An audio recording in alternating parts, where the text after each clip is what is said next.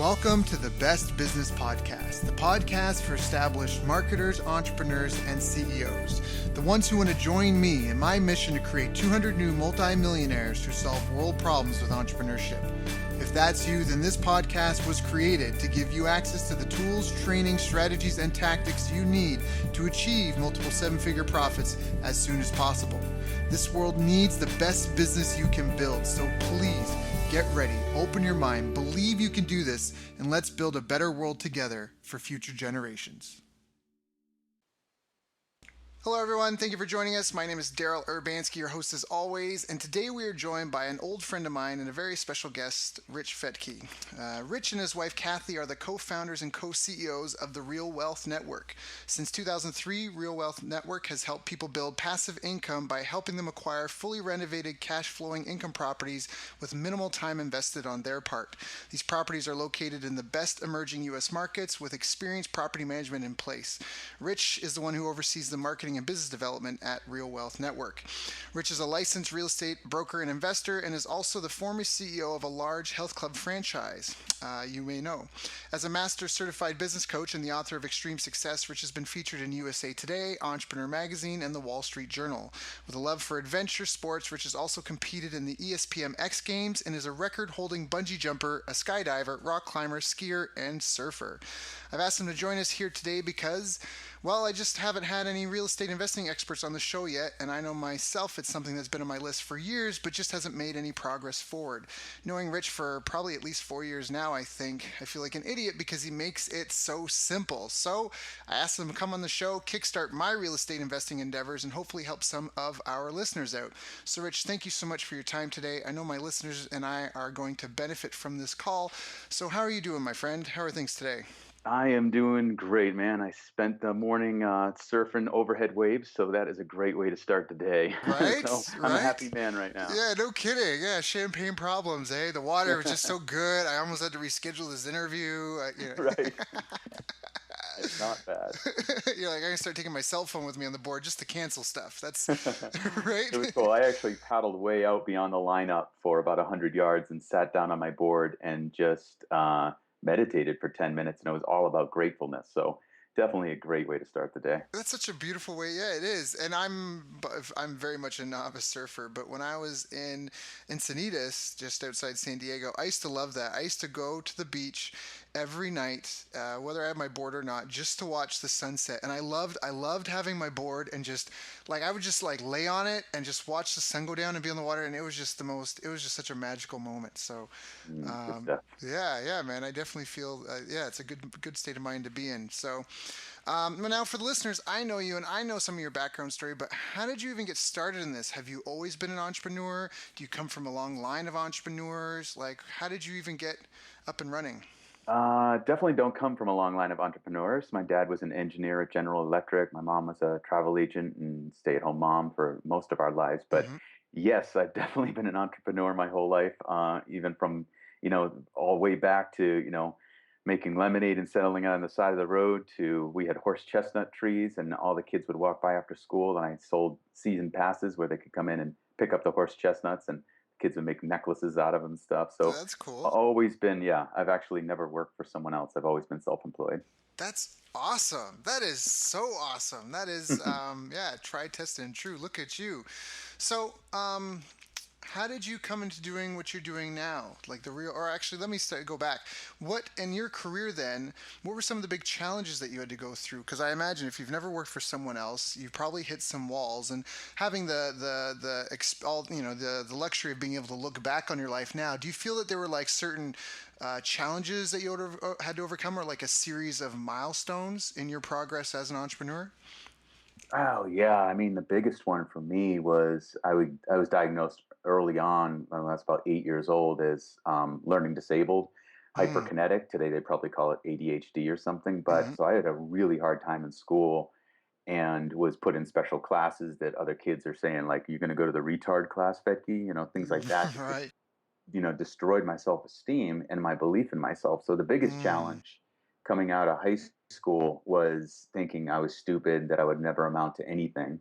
And then it was actually getting into competitive bodybuilding that really turned things around for me. It showed me that I could set a goal, that I could break that go down into measurable steps. I could see the results. And with that success physically, I started to see those same lessons carry over to my life with my studying, where I could go on to college and get a business degree. And it really created a whole change in my self-belief. So that That's was my biggest challenge. so the first one was belief in yourself, I guess, and that's because of all these, um, not self-imposed but externally imposed like limiting beliefs that were pushed on you, eh? For sure. And I still got that gremlin in the back of my head that comes up, who are you to do this? And, that little gremlin that tells me I can't and all that. So I deal with it, that, itty bitty shitty committee that's in my head. But, it's still working. It's still working. Yeah, but it hasn't slowed you down at all. So now, as an entrepreneur and even as a business owner, like if you were to start something totally fresh, you'd be way more successful than your first venture because you've learned all these lessons and things like that. What were some of the other big milestones that you felt that you learned in your progression? Because I mean, you've done a lot. Like you said, when you were a kid, you were just doing small time stuff, and then you got into owning a gym. Can you kind of walk us through your kind of career path a little bit? Yeah, I opened a World Gym Fitness Center in Boston when I was 23. I didn't even know how to balance a checkbook or any of that, and learned really fast. My uncle bought me my first audiobook, first business book, The E-Myth by Hmm, Michael Gerber that's a good back one. then. Yeah. So what a great gift from him, because it taught me all about how to create more of a self-managed company with systems and structures that work. And I grew that place from 8,000 square feet to 23,000 square feet. We had 24 employees by the time I sold it. And the lessons in that were huge about, Hmm. creating automation, if you will, for a brick and mortar business. But, I remember like going out just to the store to pick up office supplies, thinking, wow, I can't believe I'm here at the store and my team is running the business. It was just Hmm. a big eye opener for me. Hmm.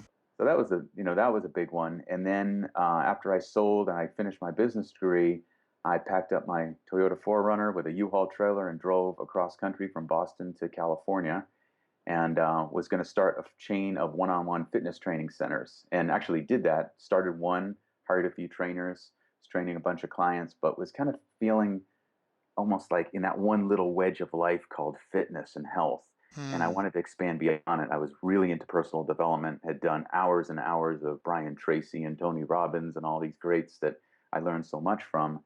And then I heard about business coaching and saw a course on it, and personal coaching, and did that first course and just fell in love with that whole process. And because I was early on, this was 95 when coaching was just getting started, Hmm. I got involved in the coaching industry in the Professional and Personal Coaches Association, and after a couple of years, was elected president of Wow. that organization, which was a really cool breakthrough, because then it was so hot in the media that I was getting calls from TV and newspapers saying, "Can we interview you about this whole thing called coaching?" Hmm. That led to the growth, blowing up my career in a good Hmm. way, Hmm. and led to a book deal with Simon and Schuster and keynote speeches and real high-end coaching clients. So that was like the major second phase. I did that for about 15 years, and learned a lot about communication and empowering people. Hmm. And then after that, it was Real Wealth Network with Kathy. Now, I love, and I'm a writer downer, so I'm taking notes, but I love what you just said there because, after you said about 15 years of being a highly sought after coach and consultant for helping people with their businesses, what you said was not that I learned a lot about business, not that I learned a lot about sales, not that I learned about that. You said I learned a lot about communication and Mm. empowering people. Can you expand on that a little bit? I love that. That's like the highlight right now for me of the week. Yeah, it's a highlight for me. Yeah, I mean, I heard something recently that a leader's most important job is to have effective conversations. And I Hmm. love that, to have effective conversations. And in my role now with the Real Wealth Network, as co-CEO of this business, it's like I'm seeing that it's empowering people and communicating effectively and having people really. I just read a book called Multipliers about a year ago, and it's how the subtitles "How Great Leaders Make Everybody Smarter." And so it's like getting your out of your own way, not trying to do it all yourself, but finding great people and empowering them, and realizing that people are creative, they're resourceful, and they're whole. And they know how to find the answers. They know how to make it happen, especially when you give them the space to do that. Now, Do you have any advice for anyone that's listening to this that might be afraid? They might be at that part where they're getting the team together and they're almost afraid of either hiring someone smarter than them or of paying someone more money than they're making. Once they get them on board, they'll be making more than them. Do you have any advice for that sort of scenario? Because we beat the drum of how important it is to build a team on the show a lot, but that's something that I don't think a lot of people have really drilled down into, and that's why I love what you said about that so much, and I love even just your point of view and philosophy, and it obviously works. Mm, So can you maybe explain that? Because I know even myself, I remember once upon a time I had a mentor who was like, Daryl, like, what's the problem? And I was afraid to bring people. This is when I had my martial arts school, and I was like, because they'll just take it and run. Like I'll train them up, and then they'll go do it. And he had to be like, Daryl, not everyone wants to do what you want to do, and even if they did, you're already like miles ahead of them. yep. And like all these other things, like it's just in your head. So if anyone's listening to that and they hear you say that, do you have any advice if someone was like afraid of building that team, or they're going to take an income cut because they have to hire people? What would you suggest to someone? I guess feel the fear and do it anyway. That great book, right? Yeah. Yeah, it's do it would be the advice because it is you just getting out of your own way. You are if you have the vision for your company, and that's the most powerful thing, and it's as the leader, it's about you communicating that vision. And so bringing in people who are more talented, more experienced, smarter, everything is the way that you're going to reach that vision a lot faster than if you're trying to do it on your own or hire B players who you're constantly having to look over their shoulder and just forget it. It's just Yep. Yep. I've done it in the past, so I know that hiring people who are great and smarter and all that is a much easier and much more enjoyable way to operate a business. Got it. Such a great tip. That's such a great tip. So now, I guess I want to ask about. So you had the business game down on lock, and then you built a business around real estate. Now, why is that? Why not around the coaching and all that other stuff? Oh, it was an interesting journey, actually. I had just, it was about a year after I signed my book deal with Simon and Schuster. They sent me on a nationwide book tour. I was on TV and I was top of my game. I'm like, yeah, I'm crushing it. This is the dream. This was the vision. And even though I had that gremlin saying, "Who are you to do what Right. what your mentors have done?" Right. Right. But then it was wild. I noticed this freckle on my leg that was starting to get bigger, and I was like, "I better just go get this checked." It turned out being melanoma, which is the most Whoa. dangerous form of skin cancer, most life-threatening. Wow. And so when they found that, they also looked on my temple, and even though it was a little tiny dot on my temple, they found out that that was melanoma, and it went deep into my head. Oh no. And so I had to go through several surgeries to remove it. And then the doctor suggested that I get a CT scan to make sure that it hadn't spread and metastasized. So I went in for this CT scan and saw my doctor about a week later, and his hands were kind of shaky and he was kind of white because he, didn't deal with this a lot, I guess. But he said, it looks like you have four masses on your liver, and it scared the crap out of me. We had Yeah. a 3-year-old daughter who I wanted to see grow up. It was terrible time. I went in for another test later. He said, okay, well, we want to double check and I want you to get an ultrasound. That also showed four masses on my liver. So long story short, after 3 months of waiting for different tests, they finally put me through a PET scan, which scans your body for any active cancer, and it showed zero cancer on my body.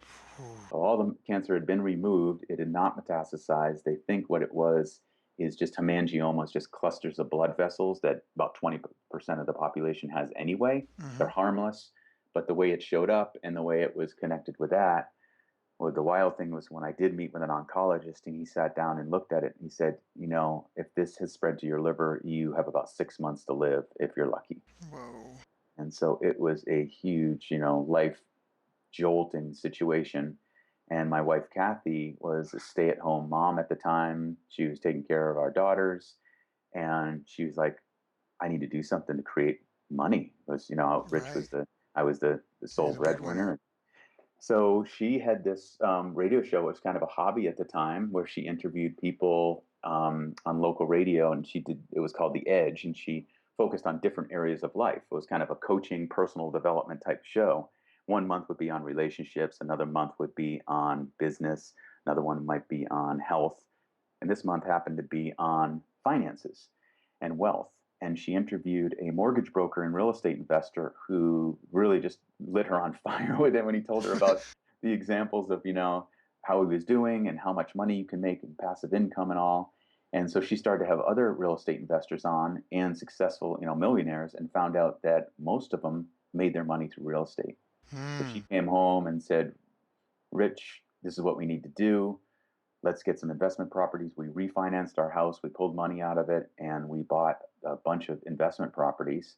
And that kind of started the path. And then there were people, friends and people that Kathy started to, became a very successful mortgage broker in the San Francisco Bay Area.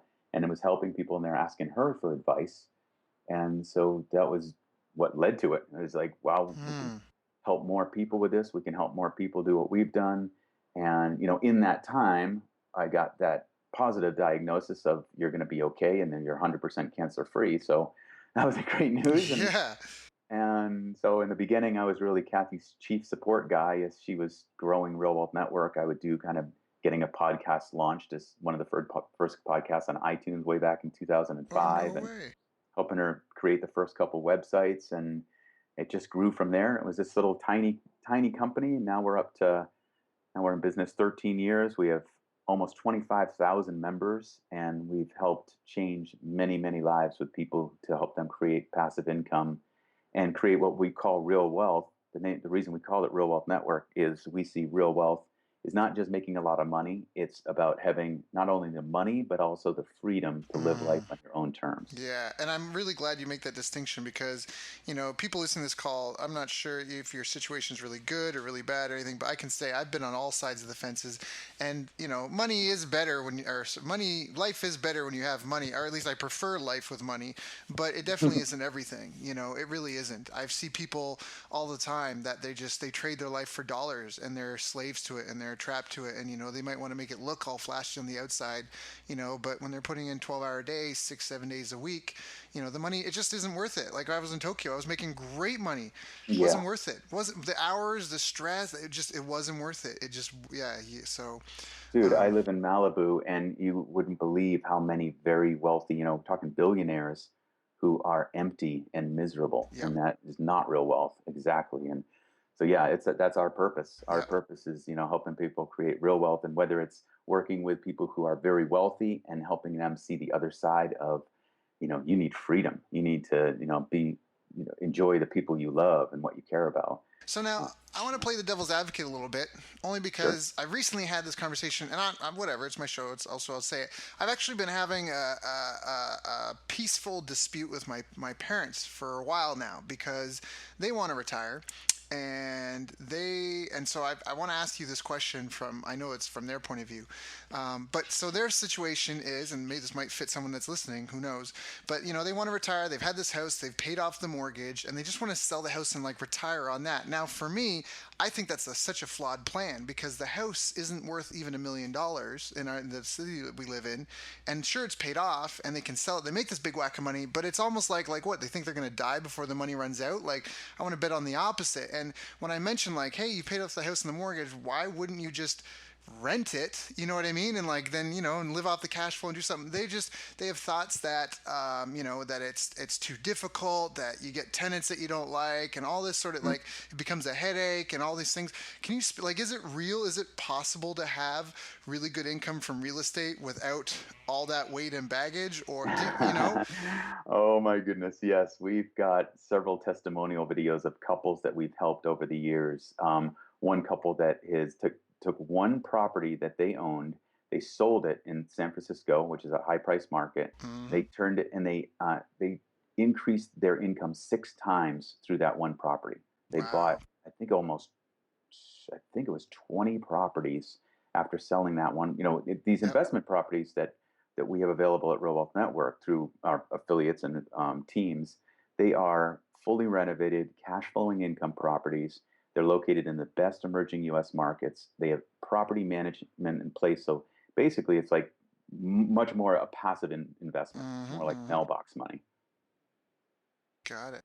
So So it's very, real. very doable. Yeah, no, we've seen it. I've seen it so many times that people can take a property like that. You don't just keep it and rent it. It depends where's it located. Oh, what were my parents? Yeah. Oh, my parents they're in Kingston, Ontario, Canada. So it's an up and coming town. It's outside the U.S., but it's a great market in terms of there's two universities and a college and a bunch of government offices, and the largest military base in the country is here. So and even the neighborhood that they live in, the military pays for houses there for the people to live in for 1, 2, 3, 4 years at a time type thing. So and not only that, they just built a Walmart, a Lowe's, and the subdivision around them is just booming. They're like a stone's throw from a new school. It's the most advanced school. Like for them, they're foolish. If they're, I'm gonna probably buy it from them, just because it's. I just think it's foolish, just where it is. The area is growing so much just on its own.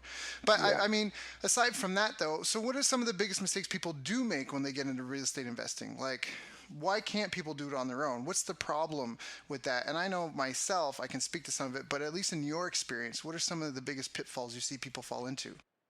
The, there's three big ones. So let me start with it. I'll keep them Sure. short. The first one is they get into they think they want to be a real estate investor, and they start spending thousands and thousands of dollars on courses and education and gurus and mentors. Mm-hmm. And I've met people who've spent fifty to $100,000 on education and don't own a single investment property. Wow.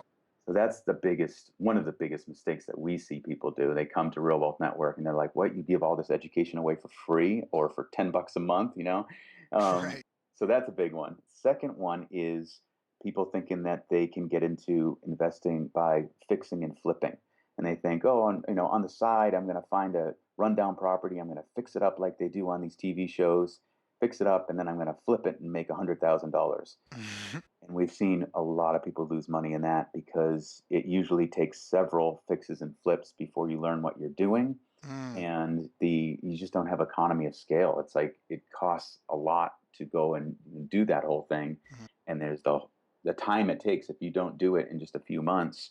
If it takes you any delays, you have any building permits that you're waiting for, it can the holding cost of the property can really sink people financially. Mm. And then the third is I see people who think, oh, I'll look at these, I'll come to Real Wealth Network, I'll look at what their best markets are in the US for investing, and I'll go out and I'll buy an investment property from a realtor, not realizing that they're going to usually be paying over market price for the investment property. And two, a lot of times they're trying to manage it themselves and they're dealing with tenants and toilets and challenges and all that. And trying to do that from afar is hard. Mm-hmm. So that's why we created a system with teams around the country who buy these teams that we work with. They're separate businesses. They've been in it for years, and they'll pick up 20 or 30 properties from a bank, like foreclosures, all at once. They have multiple teams of workers who come in. They use all the same materials, all the same tile, all the same hardwood floors, the paint, everything they need. Mm-hmm. So they buy it in bulk, much cheaper, and they have a system. So all their properties kind of look the same on the inside, but they get them Mm. all fixed up. They're beautiful, and then they find tenants, and they put a tenant in place. They manage the property, or have a property manager manage it, which is only usually about 8 to 10% of the monthly rent. Mm-hmm. Still, it ends up being positive cash flow. Yep. And so then what we do is we help bring investors to these people who've done it and have these properties available. So we're kind of the connectors. We Got help it. educate people on how to do it. We make the connection with our affiliates. And the truth is, with these affiliates, the different teams, there's about 100 of them a month coming to us saying, "Hey, we want to sell our properties to your members."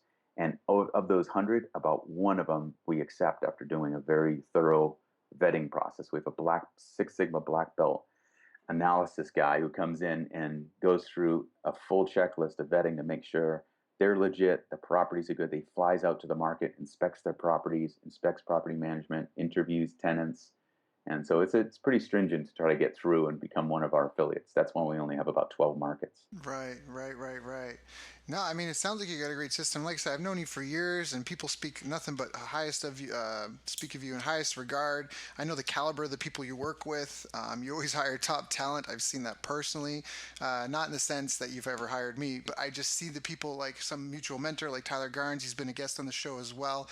Mhm. So it obviously seems like you know what you're doing. And we mentioned this before, and I think for anyone that's listening, this is true. I mean, one, we've been had a couple of requests for a real estate expert, and two, I was just getting frustrated personally because I said this to you yesterday, Rich, but just like I've even tried a couple of times to get into this and following different people's formulas.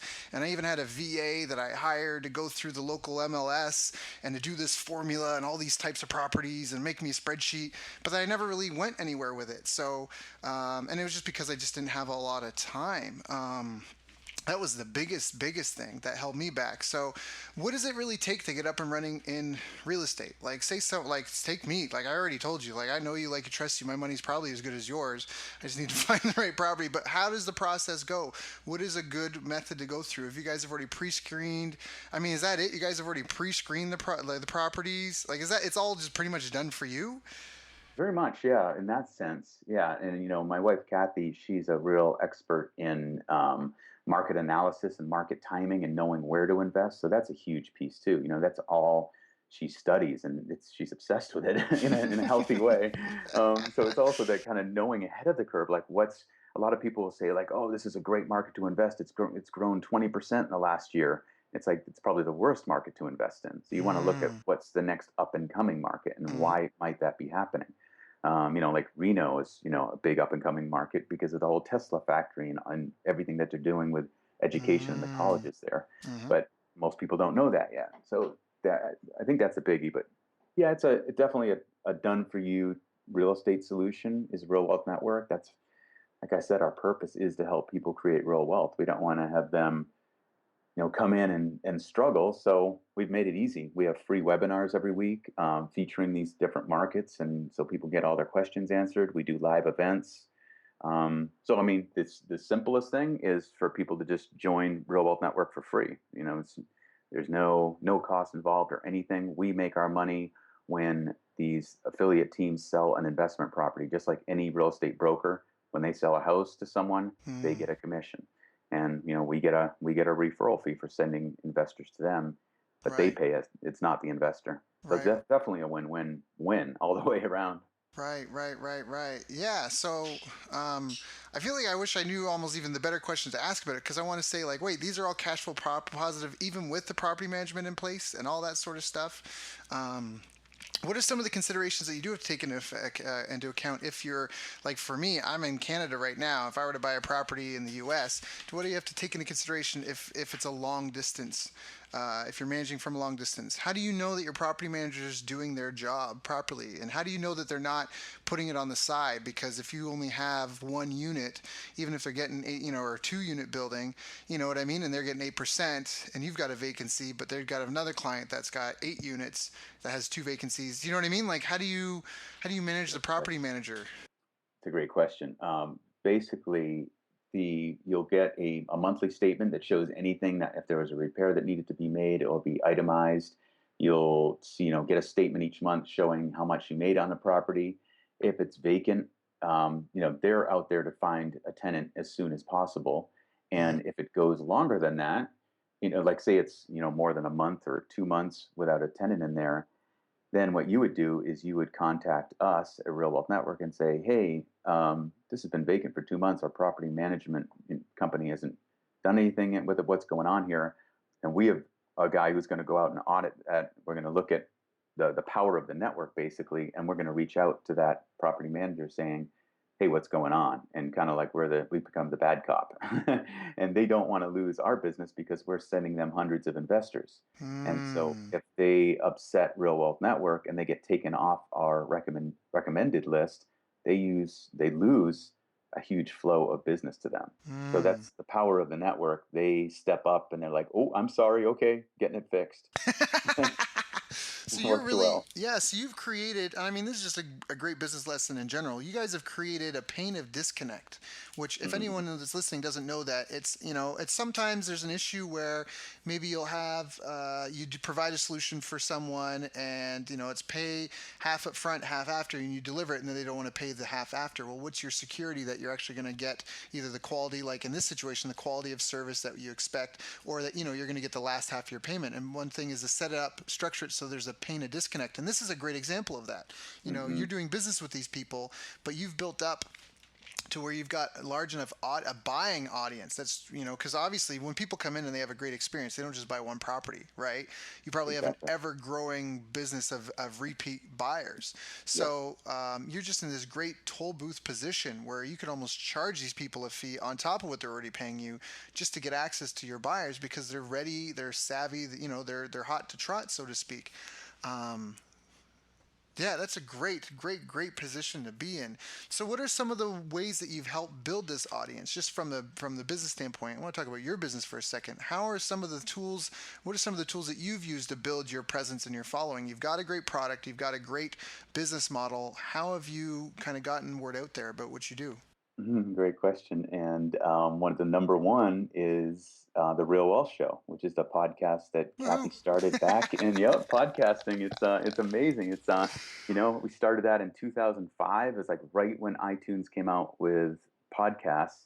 Um, I'm kind of an early adopter. I always, am in reading ahead and looking at tech stuff and wanting the latest and the greatest. And Kathy was already doing a radio show on regular AM radio.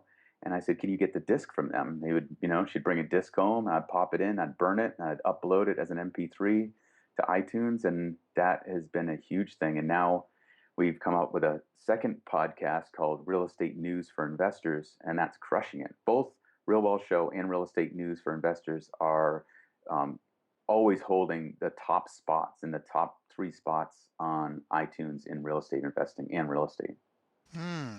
And I guess there's no, I mean, for you, you want to educate people, right? Because the more educated people you've got, the more they can realize that you've got such a great solution. That's, you guys take care of all kind of the fringe stuff, I guess. And it's, so that's why you're not charging. And then there's a lot of the gurus that want you to get you in their coaching program and upsell on how to flip houses and all this sort of stuff. But you guys are like, hey, we've done all that. Let us just teach you about it. That way you can see why, like, what a headache it's going to be, and just come do business with us because we've already got it all taken care of. Is that accurate? That's very accurate, and it's like I think through podcasting and video and, really experience someone over many, many months, it's like people know that Kathy's the real deal. And when she interviews our affiliates and these property providers and other experts, like everything from mortgage brokers to accountants to attorneys, they start to see the depth of her knowledge and how we operate, and values come through. When you listen Mm-hmm. to a podcast for a while, you start to know the person and what they value, and we have a built-in sleaze detector, I think, as humans, and you can pick it up after a while. You listen to someone for some few hours and you're like, okay, this person's a little sleazy, or this person's the real deal. Yep. Yeah. No. Fair enough. That's definitely. Which is good because I mean, in most business, what is it? All things being equal, people prefer to do business with their friends, which is part of why we're here. Mm. But all things not being equal, people still prefer to do business with their friends because there's that comfort factor, that safety factor. So got it. So distributing free content and providing and just being an advocate for the end user. I mean, really, you guys are like a champion for the little man that's being either screwed over or kind of left footing the bill, all that sort of thing.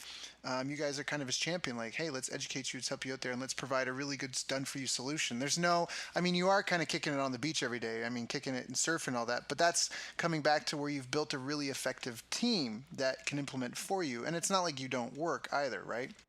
Right, absolutely. Yeah, no, it's like, I'm out at 7 a.m. until like 9 a.m. surfing, but then come back and then rock the work stuff for a while. And I just before our call and this interview, I had an hour meeting with our director of marketing going over a whole new website and everything. So it's Hmm. yeah, there's definitely some work sprinkled in there between the surfing and climbing. Right. No, laughing because both of us were like apologizing for our websites to say, I'm sorry, it's new one's going to be up soon.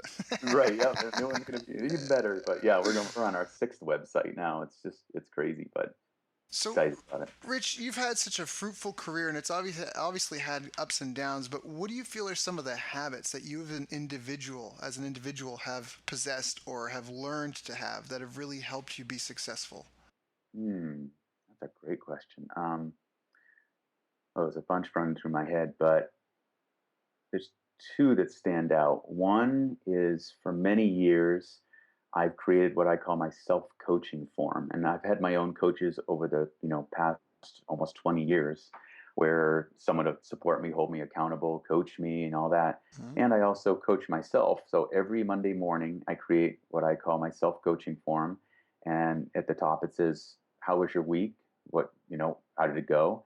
And then I've got my list of my successes and wins from the week, which is always cool. To my younger brother used to be a ski instructor at Squaw Valley, and he would take a group down a slope, and everyone would be like, "Yeah, all fired up," and they're looking down the slope, and he goes, "Hey, everyone, stop!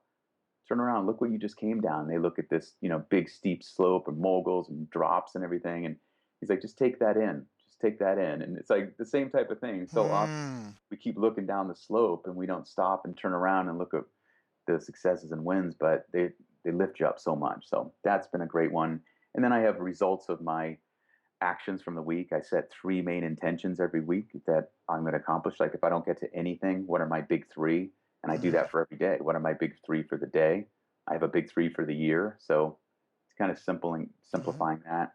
And Mm. then I have what I call my rituals for health, wealth, and happiness. So just like back in grade school, where you give yourself a star if you do something, or you don't get a star if you don't. I have little things like practice piano for 10 minutes. I Mm. have daily yoga and meditation. And if I do it, I check it off. If I don't, I don't. And I kind of take a tally at the end of the week every Monday and say, how did I do that last week? Was it 7/7? Was it 4/7? And just kind of keeps me aware of how I'm operating and what's working, what's not. Mm. Got it. I thought you said self-coaching for rum, but it's actually a form. So you've got a Or, piece of yeah, paper that you use in the day. That's awesome. you got That's it. really Yep. awesome. Got it. Okay. And so you use this every day or is it every Monday? Well, I use it every day, so I create it every Monday, and so I create a new one, and I take the one, I put all the results of my week, I send that off to my coach, and I have an agreement with him. If I don't get it to him by Monday at noon, because there was weeks when I would get too busy, I said, if I Mm. don't get it to you by Monday at noon, I have to do 100 burpees by the end of the day. And, and I've done it a couple times. It's not fun. It works. That Burpees little pain suck. helps. Ah, Yeah, I yeah. know it's so valuable. Well, Right. yeah, and then I pull what I've created on Monday that has my little check boxes and all that stuff. I look at that every morning and I'm like, okay, what's important? What are the big three I committed to this week? And have I done anything with those, or what am I gonna do today with those? And then I'll check off, how did I do with my rituals for health, wealth, and happiness. So I'll check Mm. those off. So Mm. that's been really big for me, just an overall keeping my life on track, being effective, being focused on what matters, and not getting overwhelmed with all the to-dos that come up as an entrepreneur. Right. Yeah, and all the shiny objects, all the shiny like you've done this for 13 years. Why haven't you done anything else? Why don't you have a gym on the side and this on the So, oh side, man, right? yep. No, we do quarterly retreats with our whole team. We'll take the whole, like we rented a beach house last time down at Sunset Beach and had everyone stay there. We had our team of 13 people there, and we all talk about, okay, what is the intention for this quarter? And we have an agreement that we come up with no more than three main intentions, Hmm. because focusing on more than three things gets overwhelming. And Hmm. so we come up with three big outcomes, three big goals for the quarter, because we know other things are going to come in during the quarter that are going to be the shiny objects. And in the past, it's distracted us, and Hmm. it's segmented us, and it's divided us. So by all agreeing, okay, these are our big three for this quarter. If some new shiny object comes up, we have to make a unanimous decision to drop one of the big three to take on this new thing if it's that important, or we just table that big new shiny thing until the next quarter. Hmm. Hmm. Hmm. Hmm. Yeah, that's, do less better to completion. That's a big thing. That's a big thing. Yeah. I mean, maybe the answer is obvious, but don't you ever get, I mean, obviously you got a house on the beach in Malibu, so you're obviously doing well, but do you ever get envious of your friends in that, I mean, I know tons of people. In fact, a mutual friend of ours, I think Griggs, anyways, I probably shouldn't have said his name, but sometimes I get frustrated because he's doing so well for himself, but he'll be so frustrated sometimes. And I'm like, dude, like, you're not allowed to be as frustrated as you are. Like you complain like guys I grew up with that have literally done nothing. Do you know what I Yeah, mean? And nothing like, worse than the rich complaining person, right? but it's true though because it's the whole that's the nature of desires, right? Once you fulfill your desire, you get a new one. It's endless. So, but I was going to say, like even with you, don't you get tempted by the shiny object? Do you ever get envious of bigger, better, better? I mean, I guess that's still why you work every day because you wouldn't really need to. I think if you didn't want to. Yeah, I would say it's not envy for me, it's excitement. So when I see someone that's done something really cool, I usually look at it like, oh, awesome, I'm going to do that. And so Hmm. it's more inspiration rather than they have it and I True. don't, because I know True. if I want it, I can get it.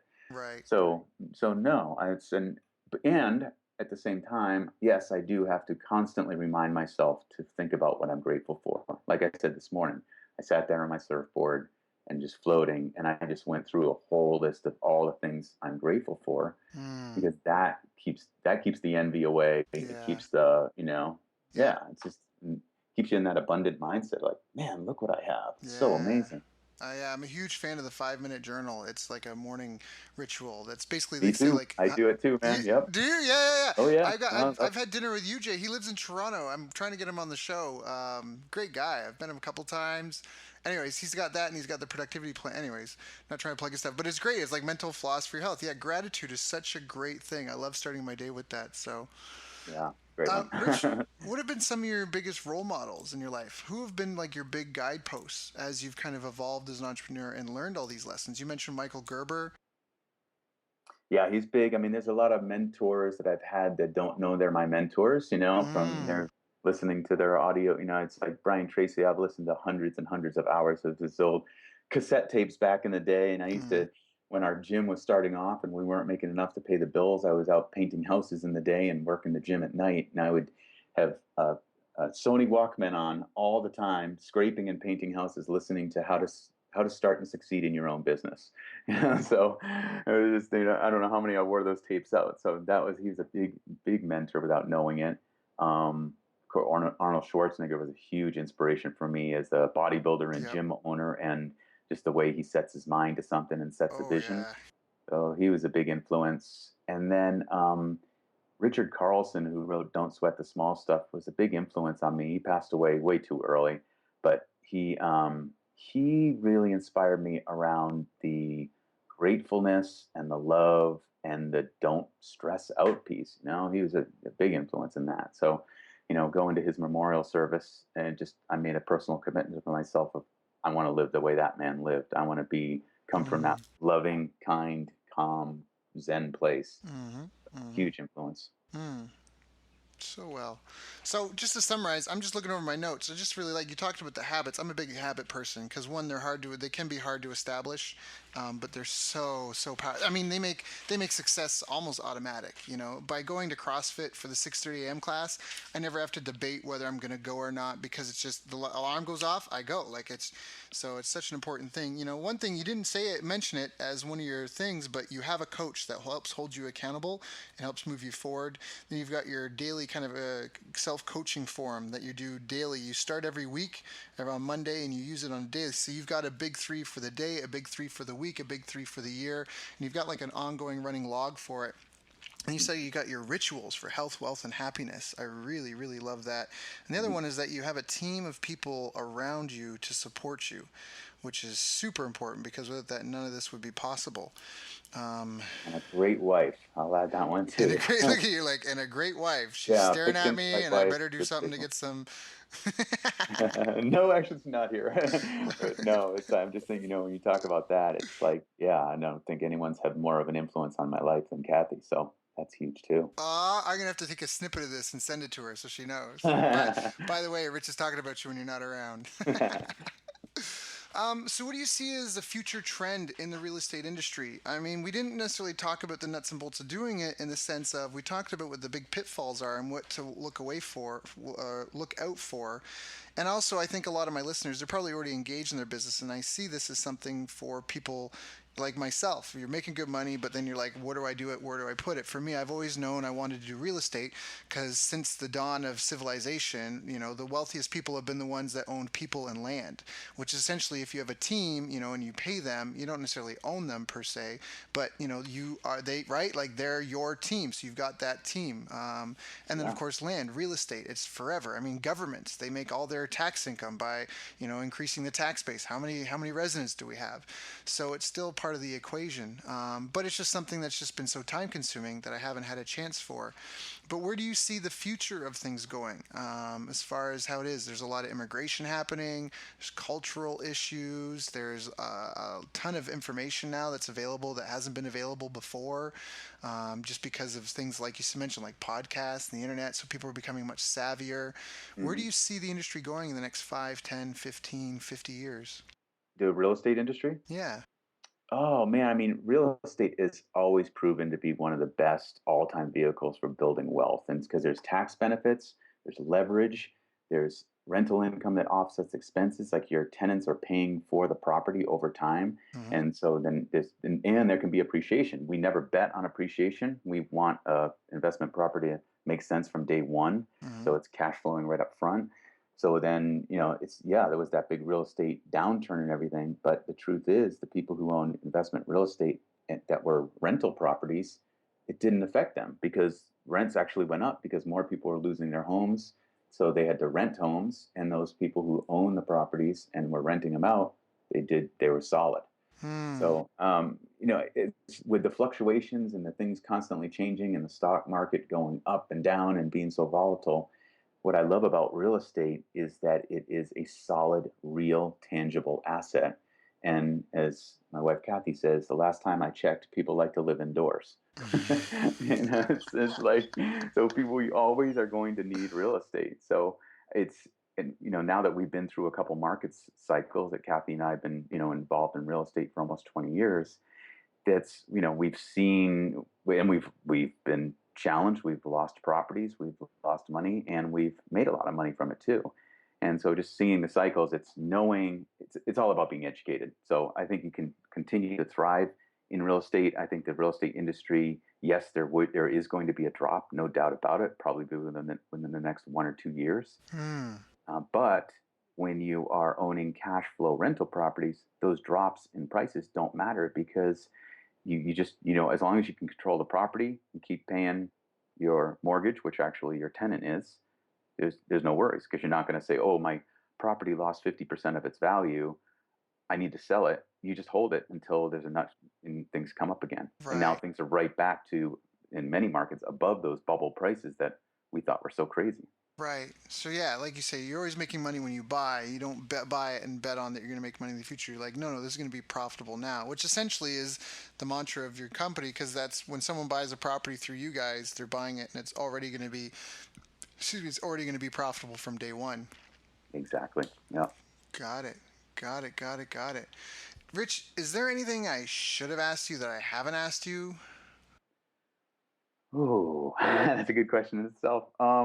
I guess the only other thing I'd like to share is about our Real Wealth Foundation because Sure. we're really excited about that. This last year, we did have a membership website where we were charging $97 a month, which is very low for Mm-hmm. real estate education. Mm-hmm. We're giving away so much for free, and we wanted to bring in higher paid experts to help us teach and be experts in their areas, like CPAs and attorneys.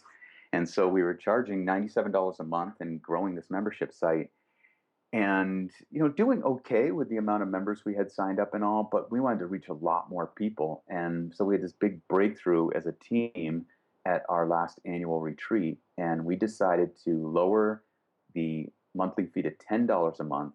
And because we make our money through real estate, Yep. we decided not through education. So we decided to take that $10 a month that people pay and donate 100% of it to the Real Wealth Foundation that we created that supports charities like Habitat for Humanity, Operation Smile. For like $240, you can change a kid's life by doing a cleft lip operation and surgeries all over the world. Oh. And Mentors International, which provides microloans Yep. to families that need it. And so super excited about that. And the way our Real Wealth Investor Academy membership has been exploding once we made this change is just, oh man, it just like it chokes me up. It's super cool. That is super cool. That really is super cool. And I like Rich, I just honestly, and this is, there's no, first of all, for anyone, I asked you to be on the show. So, and there's not, but I just really have always, like, you've been a positive influence, at least in my life, from the first time I met you. Like again, once upon a time in Phoenix, Hmm. and so I just think it's wonderful what you guys are doing. I fully endorse everything you do. I would love to do business with you guys myself. For listeners listening, if you're in the same situation that I'm in, that's part of why I brought Rich on the show. It's just it just makes it just is a no-brainer. It's something we've all know. There's only so many hours in a day, and it comes back to needing a team. And it sounds like you've got such a great team put together.